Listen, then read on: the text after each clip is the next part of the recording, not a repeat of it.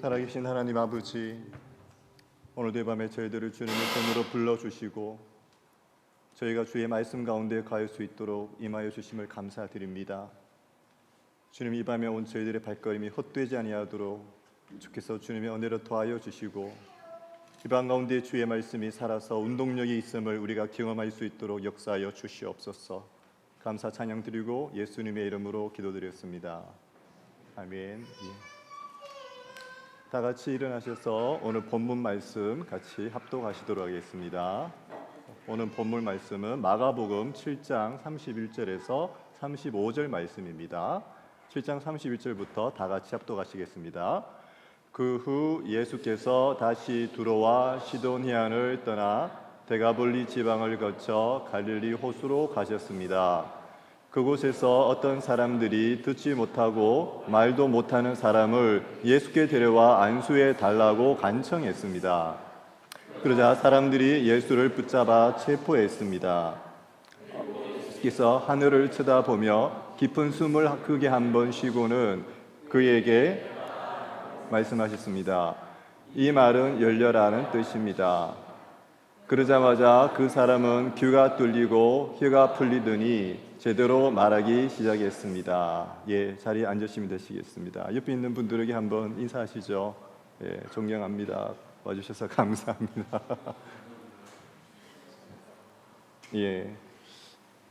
저 말씀 PPT가 중간에 한 게 지지난주였던 게 끼어가지고 죄송합니다. 약간 오차가 있었습니다. 계속해서 지금 마가복음 말씀을 제가 이제 금요일 밤에 여러분들과 나누고 있는데 오늘은 이제 마가복음 내용 중에서 예수께서 말을 못하고 귀를 듣지 못하는 이렇게 언어와 청력이 이제 장애가 있는 사람을 고치시는 장면, 그런 장면에 대한 내용이 나오는 장면입니다. 저번에 계속 말씀을 드리고 있지만 마가복음은 실패한 제자들에 대한 스토리들입니다. 예수께서 계속해서 가르치시지만 제자들이 깨닫지 못하고 알지 못하는 그런 내용에 대해서 예수께서 계속해서 제자들에게 말씀하시는 내용입니다. 7장 31절 말씀 다시 한번 다 같이 읽어보시겠습니다. 시작. 예수께서 다시 두로와 시도니아를 떠나 데가볼리 지방을 거쳐 갈릴리 호수로 가셨습니다. 지금 이 장면 바로 이전에 나오는 게 이제 그 수르보니게 여인의 딸을 예수님께서 고치시는 장면이 나오시게 되는데 저렇게 이제 저 위에 있는 곳들이 이제 두로와 시돈 지방이고 저기에서 오른쪽 밑으로 저렇게 꽤 먼 거리를 돌아가지고 예수님께서 데가볼리라는 지역으로 지금 들어가고 계십니다. 데가볼리라는 지역도 이방인들이 많이 있는 지역이고 이스라엘 원래 유대인들은 거의 없는 이방인들의 땅입니다. 쉽게 말하면 오늘 이제 예수님께서 치유하시는 이 환자가 이스라엘 사람이 아니고 이방인입니다. 이방인. 데가볼리 지역을 갈릴리 호수에서 3차원적으로 보면은 대충 이제 저런 오른쪽 밑에 있는 지역이고요. 지금 31절 말씀에 보면은 32절 말씀 같이 읽겠습니다. 시작. 그곳에서 어떤 사람들이 듣지 못하고 말도 못하는 사람을 예수께 데려와. 지금 보면은 예수님께 어떤 사람들이 듣지 못하고 말도 못하는 사람을 예수께 데려왔다고 적혀 있습니다. 말하지 못하고 듣지 못하는 사람, 저 사람이 구체적으로 얼마나 말을 못했는지, 얼마나 듣지 못했는지에 대한 내용들은 약간 좀 각 주석들마다 약간의 차이가 있긴 있는데 하여튼 언어에 분명히 큰 장애가 있어서 분명히 자신의 의사를 전달하지 못했고 듣지 못하는 그런 상태였던 것 같습니다. 여러분들 아시겠지만 헬렌 켈러라고 미국의 유명한 저희 어릴 적에 책에도 많이 나왔었던 이렇게 분이 계시죠. 헬렌 켈러 유명했던 말씀 중에 시각장애는 우리가 세상과의 단절을 의미하지만 사물과 어떤 세상의 외적인 환경과의 단절을 의지하지만 이 청각이 장애가 있다는 것은 사람과의 단절을 의미한다고 이야기를 했대요. 무슨 말인가 하면은 우리가 듣지 못한다는 게 우리 생각에는 시각장애만큼 크게 불편하지 않을 수도 있다고 생각되는데 그렇지 않다는 거죠. 굉장히 외부 세상과 단절되는 것이고 사람들이 보기에는 겉으로 보기에는 뭔가 좀 큰 문제 없어 보이는데 그 사람이 의사소통이 안 되니까 굉장히 답답한 일을 많이 겪겠죠. 제가 예전에 한국에서 이제 치과 병원에 잠깐 일을 할 때 저희 병원에서 한 달에 한 번씩 그 장애인 사회복지센터라는 곳에 이제 봉사를 나갔었어요. 이제 병원 안에 그 치과 페이 닥터들이 이제 몇 명 있는데 꽤 있었는데 뭐 좀 죄송스러운 말씀입니다만 다들 나가기 싫어했어요. 왜냐하면 이제 나가는 시간만큼 그 수입이 줄어들고 뭐 봉사한다고 해서 그렇게 뭐 알아주는 것도 아니고, 그리고 가보면 시설이 참 좀 그렇게 별로 좋지가 않아요. 일반 그 유료로 이제 치료받을 수 있는 그런 병원들보다는 시설들이 굉장히 좀 낙후되어 있고, 그래서 마지못해서 나가게 되는데 제가 이제 주로 그걸 담당해서 자원해서 많이 나갔었어요. 한 달에 한 번씩. 거기 가보면 이제 각종 좀 장애를 가지고 계신 분들이 이제 등록을 해서 이제 많이 치료를 받으러 오시는데, 청각 장애가 있으신 분들도 이렇게 그게 오시는데 보면은 참 답답한 들이 좀 꽤 있었어요. 이렇게 수화라고 하죠. 이런 걸로만 이제 의사소통을 하시게 되고, 참 그분들의 그 답답한 심정을 제가 간접적으로만 좀 거기서 이렇게 체험할 수 있었는데, 오늘 이 말씀에 보면은 참 재미있는 구절이 나옵니다. 듣지 못하고 말하는 사람이 예수께 본인이 직접 스스로 예수님을 찾아온 게 아니고 사람들이 이 사람을 데리고 왔다고 적혀 있어요. 무슨 말씀인지 이해 가십니까 지금? 이 사람은 예수가 자기 땅에 대가블리 지역에 왔다는 소식도 듣지 못하고 있는 상황이에요. 이 사람은. 그리고 그 예수님께 자기의 이 답답한 처지를 말로 표현도 할 수 없는 사람이에요. 이 사람은. 마치 우리가 잘 아시겠지만 중풍병자가 네 명의 친구들이 그 지붕을 뚫고 예수께 이 중풍병자를 데리고 왔는 것처럼, 이 사람은 자신의 힘으로 자신의 의지로 예수께 전혀 나을 수 없는 그런 상황의 사람이었어요. 그런데 이 사람을 오늘 이 사람들은 이방인 사람들이에요. 예수에 대해서 잘 모르는 사람들이에요. 그럼에도 불구하고 예수께서 이런저런 소문을 들어보니까 참 많은 병을 고친다 하던데, 이 불쌍한 이 사람 어떻게 좀 도와줄 수 있지 않을까 싶어서 이 사람들이 지금 예수께로 이 말하지 못하고 듣지 못하는 사람을 데리고 나온 겁니다. 그리고 32절 말씀에 다 같이 한번 읽어보시겠습니다. 시작. 안수해 달라고 간청했습니다. 이 듣지 못하고 말하지 못하는 사람을 데리고 온 이 사람들이 지금 예수님께, 예수님 이 사람 제발 안수 좀 해주세요 라고 간청을 하고 있습니다. 여러분도 잘 아시겠지만 안수라 하는 것은 예수님께서 이제 환자나 이런 사람들에게 손을 얹는 행위를 의미하시는 거죠. 그런데 예전에도 보면 예수님께서 마가복음 6장에도 안수에서 사람들을 고쳐주셨는 기록들이 있습니다. 예수께서는 그저 아픈 사람들 몇 명만 안수에 고쳐주셨을 뿐 거기서 다른 기적은 일으킬 수 없었습니다. 예수님께서 자기의 고향에서 배척을 당하실 때 별다른 기적을 일으킬 수 없으셨는데 그래도 몇 명의 사람들은 안수하면서 고쳐주셨다고 성경은 기록하고 있습니다. 곳곳에 보면 예수님께서 병자들을 치유하실 때 안수하시며 치유하신 흔적들이 많이 있습니다. 이 다음에 예수님께서 베세다로 가셔서 베세다에서 눈이 먼 사람을 치유해주는 장면을 저희들이 예전에 봤었는데요. 그 장면에서도 예수님께서 안수를 하십니다. 예수께서 그 사람의 손을 잡고 마을 밖으로 데리고 나가셨습니다. 예수께서 그 사람의 눈에 침을 뱉으시고 그에게 손을 얹으시며 물으셨습니다. 뭐가 좀 보이느냐? 손을 얹으시며, 저게 바로 안수를 하셨다는 표현입니다. 지금 이 사람들도 예수께서 안수를 하시면은 뭔가 이 사람에게 기적이 일어나서 이 사람이 나을 것이라는 그런 기대를 했던 것 같아요. 그래서 사람들이 예수님께, 예수님 저희가 데려온 이 청각장애인, 이 언어장애인 이 친구에게 안수하셔서 병 좀 고쳐주세요, 지금 이렇게 이야기하고 있는 겁니다. 그런데 이 사람들이 간청했다고 지금 우리말 성경에 나와 있는데, 이 헬라어 성경으로 보면은 이 시제가 현재 시제예요. 물론 뭐 헬라어 시제에 뭐 특별한 의미를 안 두시는 분들도 있는데, 뉘앙스상 이 언어의 뜻은 계속해서 진행해서 반복적인 행위를 의미하는 겁니다. 무슨 말인가 하면 이 사람들이 예수님께, 예수님 이 사람 한번 고쳐봐 주세요 이러고 끝내는 게 아니고 계속해서 예수님께 액티브하게 능동적으로 예수님 이 사람 좀 고쳐주세요, 고쳐주세요, 고쳐주세요.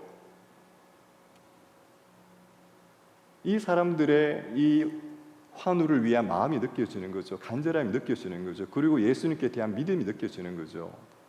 33절 말씀입니다. 같이 읽겠습니다. 시작.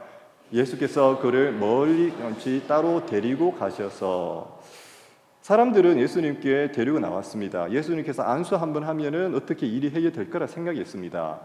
그런데 예수님께서 이 환자를 고치시는 방법이 좀 약간 특이합니다. 다른 사람들을 고치실 때의 방법과는 좀 특이합니다. 첫 번째, 예수님께서 이 사람을 따로 좀 멀리 따로 데리고 가세요. 뭐 예전에 이렇게 유명한 화가분들이 그렸던 그림에도 보면은 한적한 곳으로 예수님께서 이 귀멀고 언어가 장애가 있는 이 사람을 데리고 이렇게 가십니다. 주석학자들은 뭐 성경학자들은 뭐 여러 가지 이야기를 합니다. 저게 이제 저 환자분의 프라이버시를 예수님께서 보호하기 위해서 뭔가 좀 많이 있는 사람들 그런 곳보다는 좀 이렇게 한적한 곳에서 기적을 행하시기를 원하셨다.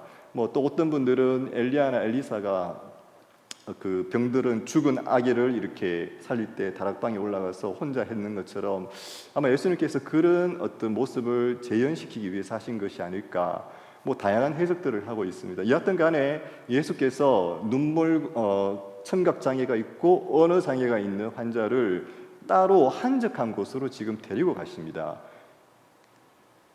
33절 말씀입니다. 같이 읽겠습니다. 시작. 그의 귀 속에 손가락을 넣으시고 손에 침을 뱉어서 그의 혀에 손을 대셨습니다. 지금 상상해 가시죠. 예수님께서 사람들이 안수해 달라고 데려온 이 사람을 1번 한적한 곳으로 먼저 데리고 가십니다. 그리고 두 번째 하신 게 이것도 좀 기상천외합니다. 그 사람 귀에다가 손을 이렇게 집어넣으세요.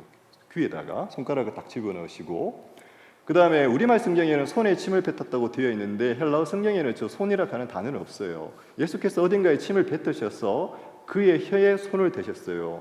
그러니까 문맥적으로 저희들이 이해를 하면 아마 손에 침을 뱉으시고 이 침을 뱉은 손을 아마 그 사람의 혀에 이렇게 대으셨던 것 같아요. 예수께서 귀에다가 손을 넣으시고 예수께서 그 사람의 혀에다가 또 자기 손에 침을 뱉어서 또 이렇게 손을 대시고, 이게 무슨 의미일까요? 제가 이렇게 저렇게 이제 주석책들을 좀 보니까 저 당시에 헬라 지역에서 어떤 사람을 치유할 때 침을 이렇게 살라이바 우리 침으로 이렇게 치유를 하는 그런 행위들이 꽤 있었다고 해요. 저도 대학 다닐 때 이제 치과대학이니까 일반 생리학 말고 이제 구강 생리학이라고 오랄 피지올로지를 배우는데 진짜 이렇게 머리가 쥐나도록 침에 대해서 봅니다. 저희가 별거 아닌데 그 침에 무슨 성분이 있고 뭐 온갖, 그러니까 생각보다 우리 침에 들어있는 치유적인 영향을 나타내는 게 굉장히 많아요.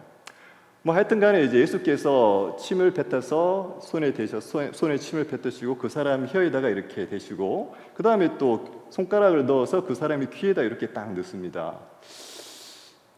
그런데 재밌는 것은 예수님께서 이 사람을 분명히 한적한 곳으로 이제 데리고 가셨고 그 사람 앞에서 귀에다가 이렇게 손을 집어넣으셨어요. 그리고 그 사람 혀에다가 침을 이렇게 손에 묻으셔서 이렇게 딱 대셨어요. 이쯤 되면은 이 사람이 바로 귀가 열리고 바로 뭔가 이렇게 말이 트여져야 되는 거 아닐까요? 약간 예수께서 귀에다가 지금 손을 대셨고 혀에다가 이 사람 혀가 지금 묶여 있다고 생각하실 수 있는 거잖아요. 말을 못하니까. 그 사람 혀에다가 자신의 침을 묻힌 손으로 이렇게 만지셨으면은 우리 생각에는 바로 나아야 될 것 같은데 예수님께서 그 다음에 몇 가지 동작을 더 하십니다. 7장 34절 말씀입니다. 같이 읽어보겠습니다. 시작. 그리고 예수께서 하늘을 쳐다보며, 예수님께서 이 사람에게 귀에다가 손을 집어넣고 혀에다가 침을 묻혀서 손을 대고 난 다음에 이 사람 앞에서 지금 이 사람이 서 있습니다. 그죠? 귀에다가 손 집어넣고 혀에다가 손 대시고 이 사람 앞에서 예수님께서 갑자기 생뚱맞게 하늘을 이렇게 쳐다보세요. 하늘을. 왜 그러실까요? 개역개정 성경에 우리 이제 옛날 버전의 개역개정 성경으로 보면 예수께서 하늘을 우러러 이렇게 표현되어 있습니다. 이 구절이 왜 저래 하셨을까요? 약간 유추하기가 어려우실 수도 있는데 예수님께서 오병이어 기적을 하셨을 때 행동을 생각해 보시면 잘 이해가 가십니다. 마가복음 6장에 예수께서 빵 5개와 물고기 2마리를 들고 하늘을 우러러 감사 기도를 드린 후 빵을 떼셨습니다. 그리고 제자들에게 주며 사람들 앞에 갖다 놓으라고 하셨습니다. 성경에서 일반적으로 하늘을 우러러 본다는 것은 기도를 상징한다고 합니다.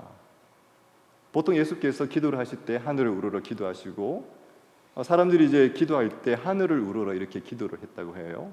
그러니까 기도를 하는 모습을 예수님께서 지금 하늘을 우러러 지금 보여주시고 계신 거죠. 이 사람 앞에서.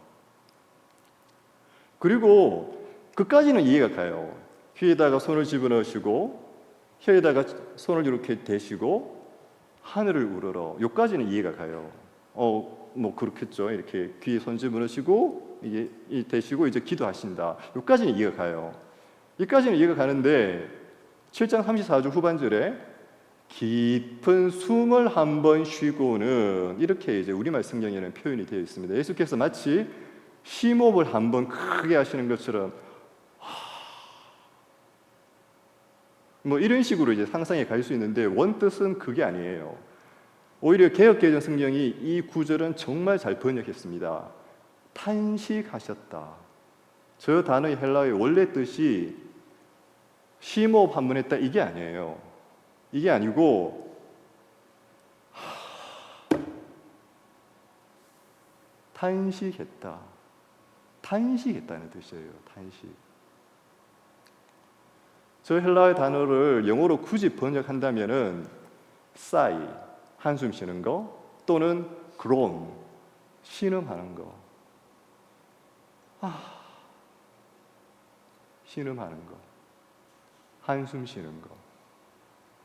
자, 여기까지 예수님께서 지금 하신 행동이에요. 이 듣지 못하고 말 못하는 사람 앞에서 지금 뭔가 퍼즐이 미로로 빠지는 것 같습니다. 그죠? 갑자기 사람 치료해달라고 왔는데 이 사람 데리고 이상한 곳으로 저 한적한 곳으로 가더니만 귀에다가 손 넣고 혀에다가 이렇게 자기 침 묻혀서 손 대고 이 사람 바로 앞에서 하늘 보시더니만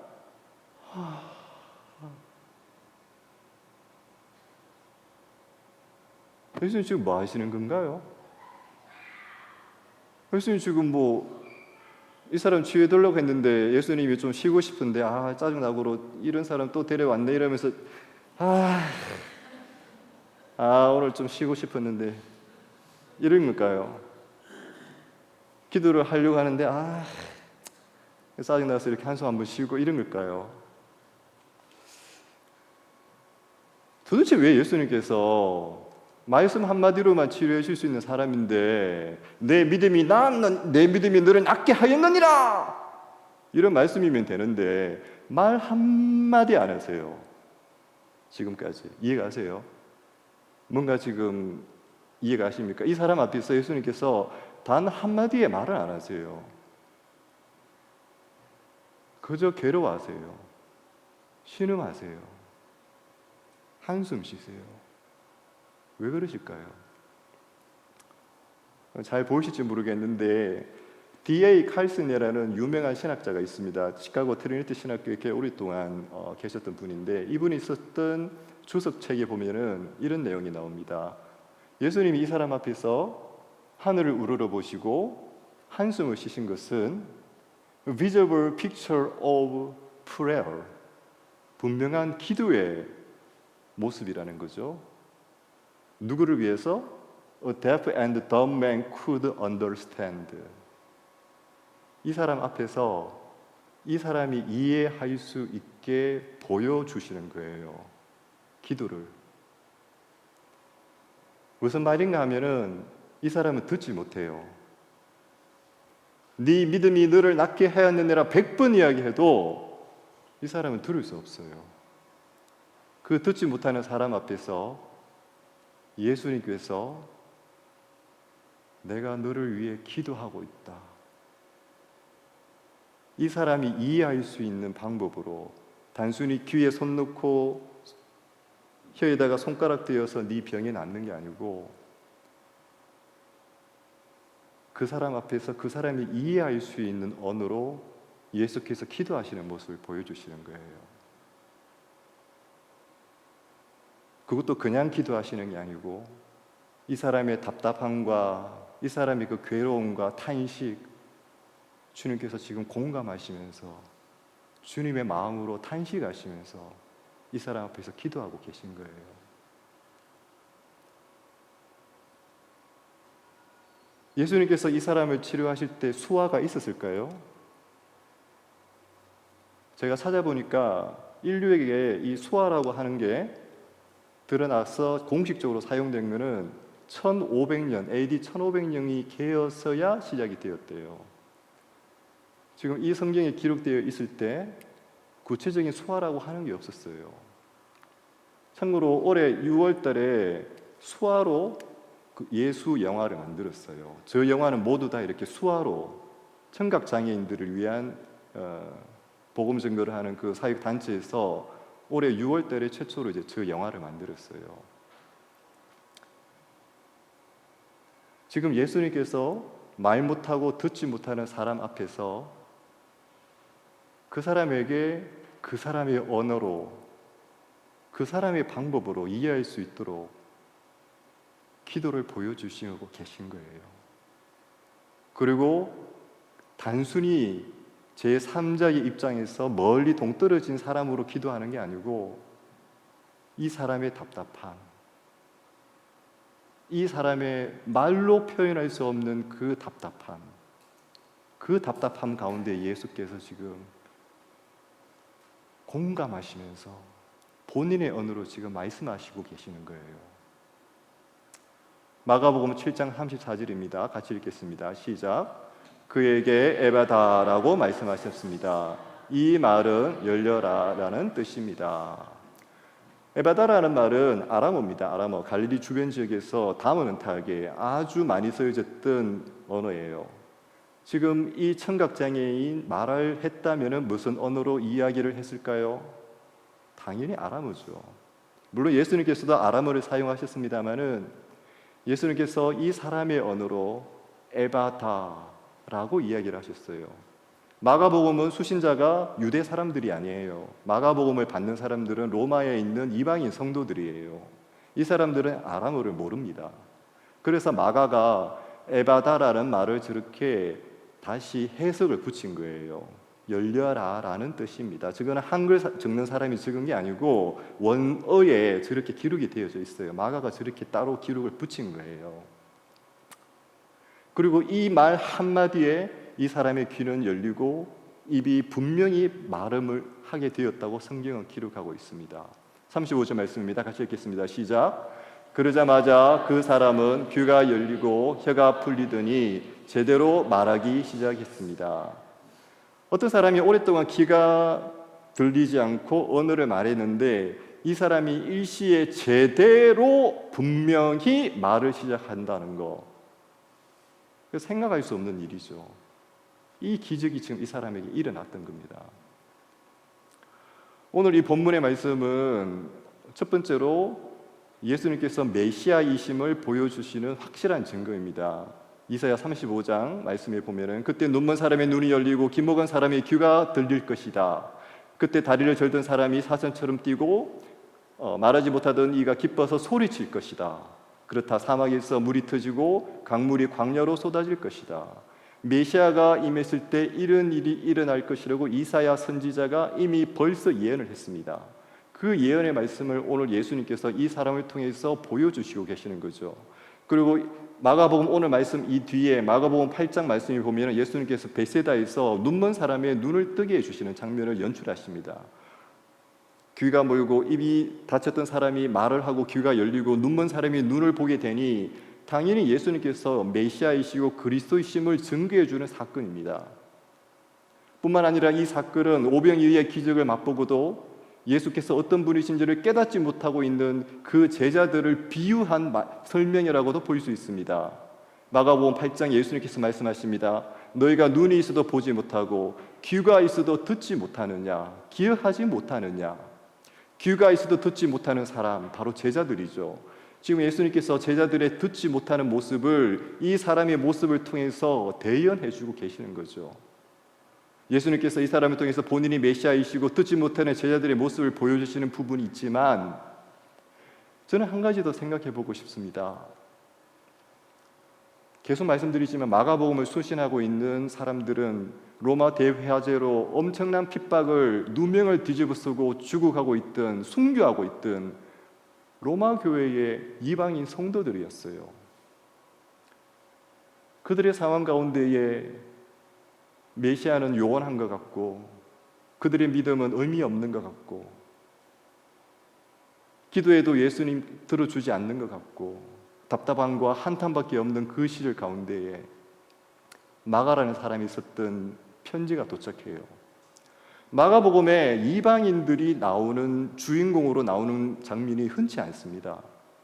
그 중에서 한 사람이 등장을 해요. 듣지 못하고 말을 못해요. 그런데 이 사람의 사정을 예수께서 알고 계세요. 지금 이 사람이 할 수 있던 유일한 언어는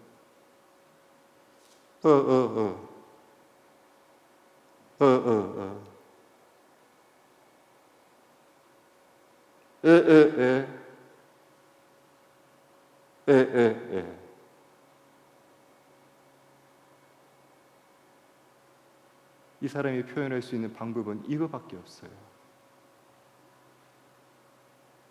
그럼에도 불구하고 우리 예수님께서 그 누구보다 이 사람의 답답함과 공고함, 어쩌면 이 사람이 말로 표현할 수 없었지만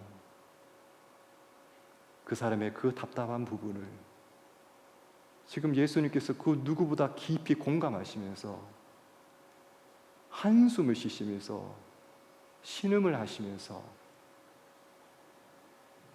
기도하고 계신 거예요.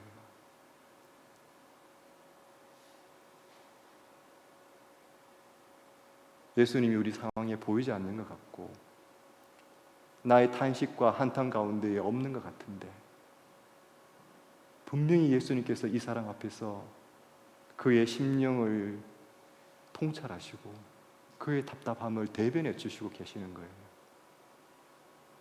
로마서 8장 26절 말씀입니다. 다 같이 읽겠습니다. 시작.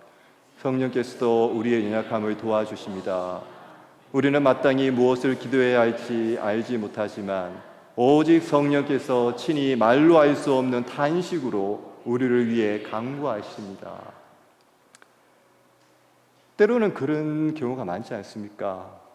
우리가 기도의 자리에 나오지만 뭘 기도해야 될지 모르겠어요. 때로는 내가 기도해야 된다는 사실은 알지만 어떻게 기도해야 될지도 모르겠어요. 그냥 답답하고 내가 뭘 기도해야 될지도 모르겠는데 나오는 건 눈물밖에 없고, 아니 눈물도 나오지 않고 그냥 답답함만 있고,